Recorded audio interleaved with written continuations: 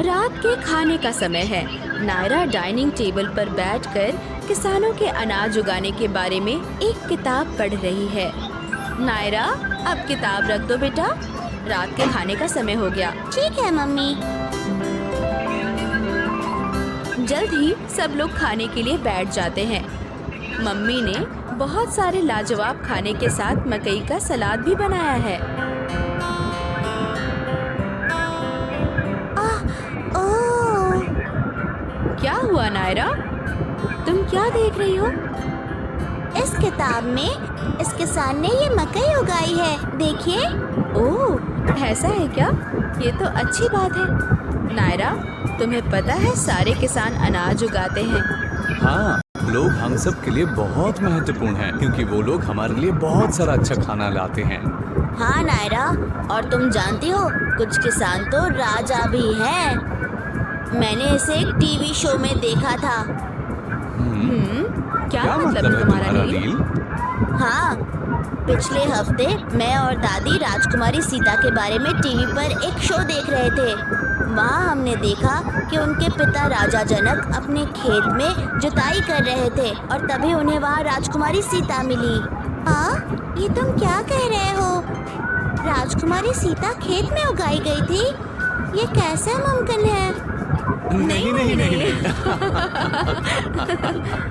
हम पहले खाना खा लेते हैं और उसके बाद मैं तुम दोनों को राजकुमारी सीता के जन्म की कहानी सुनाऊंगी।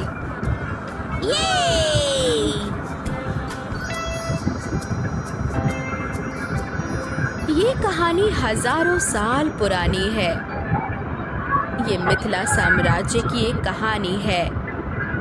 इस सुंदर और समृद्ध राज्य पर जनक नाम के एक बुद्धिमान और दयालु राजा का शासन था। राज्य में सभी लोग खुश थे और सब कुछ अच्छा था। उस एक साल तक जब बिल्कुल भी बारिश नहीं हुई। बिना बारिश के अनाज का उग पाना संभव नहीं था। राज्य के सभी लोग बहुत दुखी और चिंतित थे। सारा भंडारित खाना तेजी से खत्म हुआ था और लोगों के पास खाने के लिए बहुत कम अनाज बचा था। राज दरबार के कुछ महत्वपूर्ण लोगों और संतों ने राजा जनक को सुझाव दिया कि राज्य के वैदिक अनुष्ठानों और मान्यताओं के अनुसार उन्हें स्वयं सोने के हल से खेत में जुताई करनी होगी। ऐसा माना जाता था कि इससे बारिश के देवता भगवान इंद्र प्रसन्न होंगे और बारिश जल्द ही वापस आ जाएगी। राजा जनक सहमत हो गए और एक सुबह वो अन्य किसानों और शाही लोगों के साथ अनुष्ठान के लिए एक खेत में गए। इस खेत में बहुत सी खाड़ियाँ थीं। खाड़ियाँ खेत में बनाई गई गहरी रेखाएं हैं जहाँ बीज बोए जाते हैं। जब राजा जनक खेत में हल चला रहे थे तभी उनका हल जमीन में छुपी किसी कठोर चीज से टकराया। उन्होंने हल चलाना बंद कर दिया और अपने हाथों से मिट्टी खोदने लगे।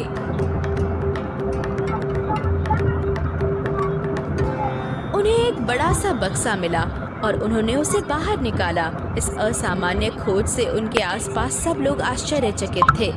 सभी लोग उत्सुकता से इंतजार कर रहे थे जब राजा जनक बक्सा खोल रहे थे। जब उन्होंने उसे खोला तो सब लोग बहुत अचंभित थे और वहां से अपनी नजरें हटा नहीं सके। उस बक्से में से एक जादुई रोशनी निकल रही थी। और तुम्हें पता है उस बक्से में क्या था? उसके अंदर एक नवजात बच्ची थी। सब लोग उस दिव्य बच्ची को देखकर बहुत खुश हुए। राजा जनक ने उस बच्ची को हाथ में उठाया और उसे प्यार से गले से लगा लिया। राजा जनक के तब कोई संतान नहीं थी, इसलिए वो बच्ची को पाकर बहुत खुश थे। उन्होंने घोषणा की कि वो इस बच्ची को गोद लेंगे और अपनी पहली संतान के रूप में उसका पालन पोषण करेंगे। उन्होंने इस दिव्य आशीर्वाद के लिए धरती माँ को भी धन्यवाद दिया। उन्होंने उस बच्ची का नाम सीता रखा। सीता का अर्थ है कुंड और उनका ये नाम इसलिए रखा गया क्योंकि वो कुंड में पाई गई थी। इसके तुरंत बाद भारी बारिश होने लगी और राज्य के सभी लोग एक बार फिर बहुत खुश हो गए। बाद में राजकुमारी सीता को जानकी के नाम से भी जाना जाने लगा। क्योंकि वो राजा जनक की बेटी थी। कुछ लोग उन्हें मैथिली और वैदेही भी कहते थे, क्योंकि वो मिथिला की राजकुमारी थी जिस पर विदेह के शाही वंश का शासन था। राजकुमारी सीता का पालन पोषण राजा जनक और रानी सुनैना ने किया और परिवार और राज्य में सभी लोग उनसे बहुत प्यार करते थे। तो ऐसे हुआ था राजकुमारी सीता का जन्म। ऐसा माना जाता है कि वो स्वयं धरती माँ की बेटी हैं। ओह, अच्छा। तो देखा नील और नायरा, राजकुमारी सीता किसी खेत में नहीं उगाई गई थी और ना ही राजा जनक कोई किसान थे।